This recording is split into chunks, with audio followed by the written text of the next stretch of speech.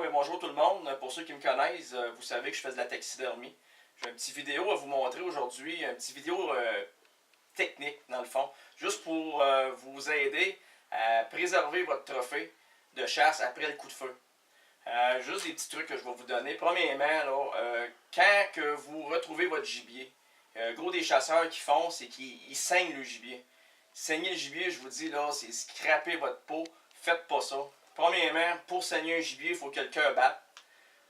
Puis, de nos jours, avec les munitions, puis les flèches, les pointes de chasse performantes, ben, le gibier se saigne automatiquement à l'intérieur.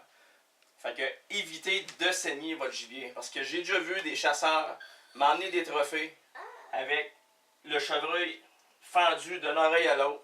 Après ça, ils nous demandent de faire une belle job. On essaye de toujours faire une belle job, mais comme les taxidermistes, ils vont sûrement vous le dire, ben, on n'est pas des magiciens. Fait que, essayez d'éviter de scraper votre peau, parce qu'une peau, c'est unique en votre gibier.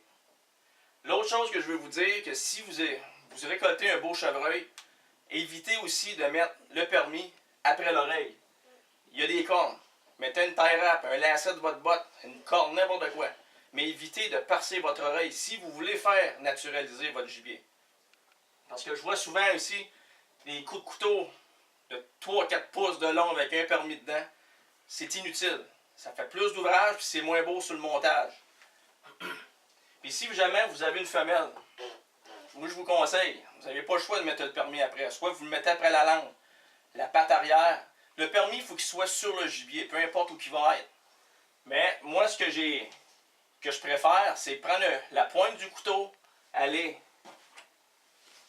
carrément dans le fond de l'oreille, faire un petit trou, mettre une tie wrap, le tour est joué. Percez pas ici, parce qu'ici c'est apparent. Percez dans le fond de l'oreille. Puis s'il y a des cornes, ben, vous l'attachez après une corne. C'est la même chose pour un spike. C'est sûr qu'un spike, vous ne pouvez pas mettre une tie wrap, vous allez le perdre.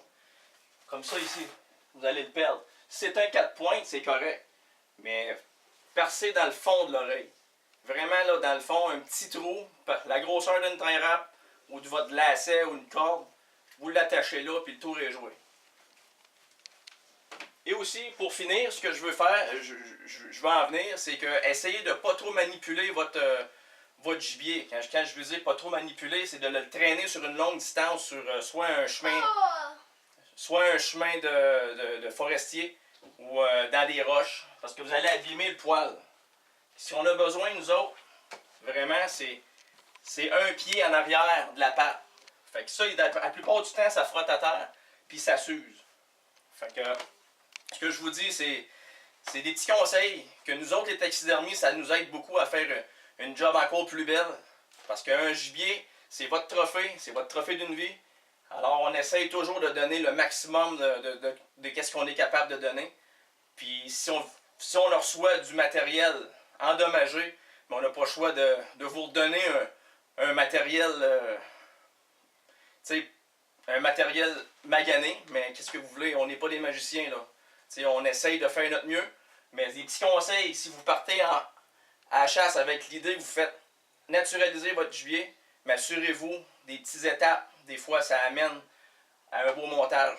Alors, je vous souhaite bonne saison de chasse et à la prochaine.